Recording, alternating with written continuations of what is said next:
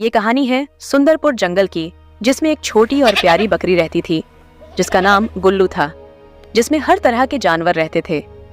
इस जंगल का राजा एक बड़ा और शक्तिशाली बाघ था। बाघ का नाम शेरू था और वह बहुत ही चालाक, क्रूर और अहंकारी था। सभी जानवर उससे डरते थे क्योंकि वह बहुत ही ताकतवर था। शेरू अपनी भूख मिटाने के लिए किसी भी जानवर का शिकार कर सकता था। गुल्लू बहुत भोली, मासूम और दूसरों की मदद करने वाली थी। उसकी मासूमियत के कारण सभी जानवर उसे पसंद करते थे, पर उसे शेरू का डर भी था। शेरू ने कभी बकरी को अपने रास्ते में नहीं देखा था, लेकिन गुल्लू ने उसके बारे में बहुत कहानियां सुनी थीं। वह जानती थी कि एक दिन अगर बाघ से सामना हो गया तो उसकी जान नहीं बचेगी।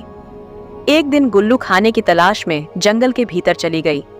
उसने जंगल के एक हिस्से में हरी हरी घास देखी और वहीं चरने लगी, लेकिन उसे यह एहसास नहीं था कि वह बाघ के इलाके में पहुंच गई है। जैसे ही वह मस्ती में चर रही थी, अचानक उसकी नजर एक पेड़ के नीचे सोए हुए बाघ शेरू पर पड़ी। उसकी सांस रुक गई और उसके पैर कांपने लगे। गुल्लू समझ नहीं पा रही थी कि अब क्या करे। बाघ ने उसकी आवाज सुन ली और तुरंत अपनी आंखें खोली। उसकी नजर बकरी पर पड़ी और वह खुशी से मुस्कुराया क्योंकि उसे आज का शिकार मिल गया था। शेरू धीरे धीरे गुल्लू की तरफ बढ़ने लगा, लेकिन उसकी आंखों में चालाकी भरी थी। कहाँ जा रही हो बकरी? शेरू ने कहा। क्या तुम नहीं जानती कि यह मेरा इलाका है? गुल्लू ने खुद को संभालते हुए कहा। मुझे माफ कर दीजिए शेरू महाराज, मैं यहाँ गलती से आ गई हूँ, कृपया मुझे छोड़ दीजिए। शेरू हंसते हुए बोला, तुम्हें क्या लगता है मैं तुम्हें इतनी आसानी से छोड़ दूंगा? आज तुम मेरे खाने का हिस्सा बनोगी। गुल्लू को पता था कि भागने का कोई फायदा नहीं है क्योंकि बाघ उसे पकड़ ही लेगा, लेकिन वह अपने दिमाग का इस्तेमाल करना जानती थी। उसने तुरंत एक योजना बनाई। गुल्लू ने बड़ी समझदारी से कहा, महाराज, मैं जानती हूँ कि आप जंगल के सबसे बड़े और शक्तिशाली राजा हैं, पर क्या आपको नहीं लगता कि अगर आप मुझे ऐसे ही खा लेंगे तो आपकी बहादुरी पर सवाल उठेगा? सब जानवर कहेंगे कि राजा ने एक कमजोर बकरी को मारकर अपनी भूख मिटाई। क्या यह आपकी शान के खिलाफ नहीं होगा? शेरू थोड़ा सोच में पड़ गया। वह सच में अपनी ताकत और प्रतिष्ठा का बहुत ध्यान रखता था। उसे बकरी की बात में कुछ दम लगा। उसने कहा, तो फिर तुम क्या सुझाव देती हो? गुल्लू ने कहा, आपकी शान में इजाफा तब होगा जब आप मुझे थोड़ी देर के लिए छोड़ दें और मैं पूरे जंगल में जाकर आपके बारे में बताऊं। मैं सबको बताऊंगी कि आप कितने दयालु और शक्तिशाली हैं। फिर जब मैं वापस आऊंगी तो आप मुझे खा सकते हैं। इस तरह आपकी शान भी बढ़ेगी और मेरी भी आखिरी इच्छा पूरी हो जाएगी। बाघ को बकरी की यह बात बहुत भा गई।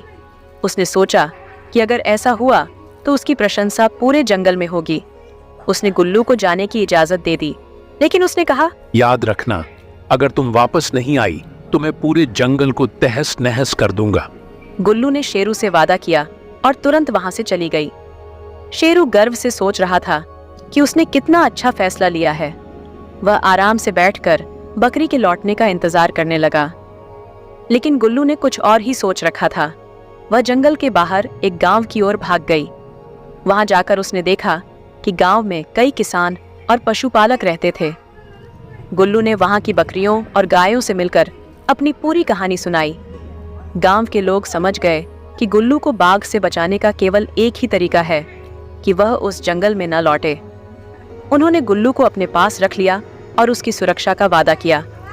वहीं शेरू जंगल में गुल्लू का इंतजार करता रहा। समय बीतता गया पर गुल्लू वापस नहीं आई। धीरे धीरे शेरू को एहसास हुआ कि उसने बकरी की चालाकी समझने में गलती कर दी है। अब वह कुछ नहीं कर सकता था क्योंकि गुल्लू ने उसका इलाका छोड़ दिया था। इस कहानी से हमें यह सीख मिलती है कि भले ही शारीरिक ताकत बड़ी हो, लेकिन बुद्धिमानी और चालाकी से किसी भी बड़ी चुनौती का सामना किया जा सकता है। दोस्तों, कहानी अच्छी लगी हो तो चैनल को लाइक और सब्सक्राइब जरूर करें।